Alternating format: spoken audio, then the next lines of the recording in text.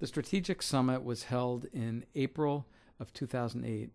in Matagalpa at Selva Negra in one of the meeting areas that they have. And the meeting itself brought together representatives of communities where CIAT had done individual interviews the summer before, along with members of CECOCAFEN's management team and their technical team, and some local NGOs. The purpose of the meeting was to come up with some strategies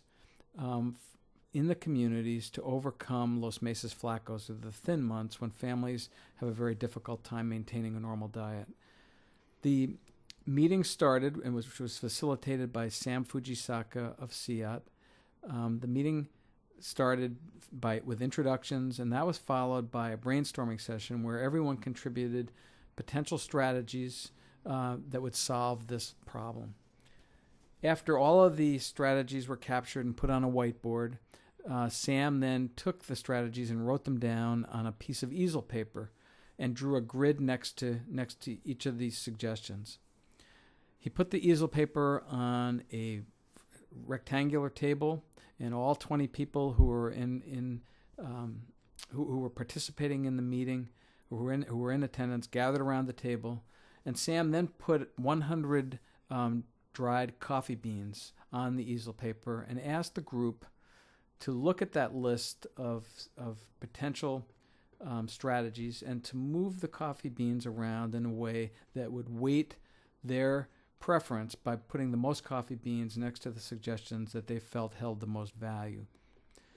At the end of about 45 minutes, the group came to a consensus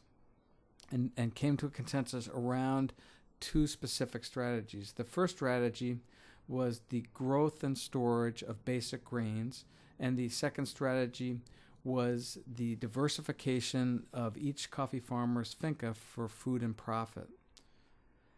Once the strategies had been decided upon, the 20 people broke into two groups, and each group then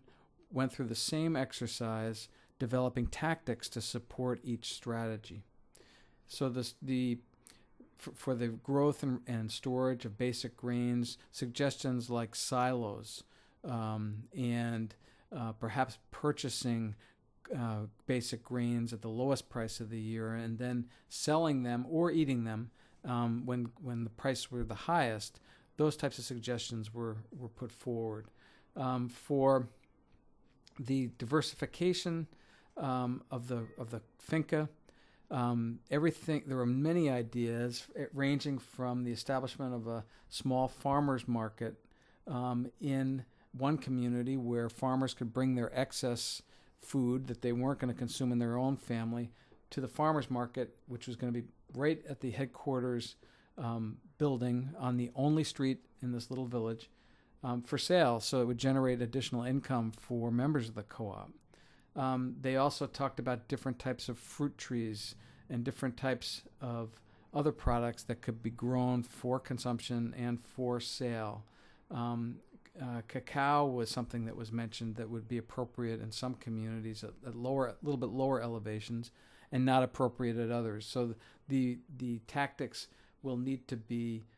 focused very, very specifically on each community. It's not a one-size-fits-all solution. So after the meeting ended, all of the tactics were provided to CECOCAFEN's management team with a goal that they would put together a proposal towards the end of May, beginning of June, and in the later part of June, the proposal arrived, and in mid-August, Green Mountain Coffee Roasters Country of Origin team voted to fund this 3-year proposal that will support these tactics, that will in turn support these two basic strategies in coffee communities to help eliminate this very trying period for families in the Matagalpa area.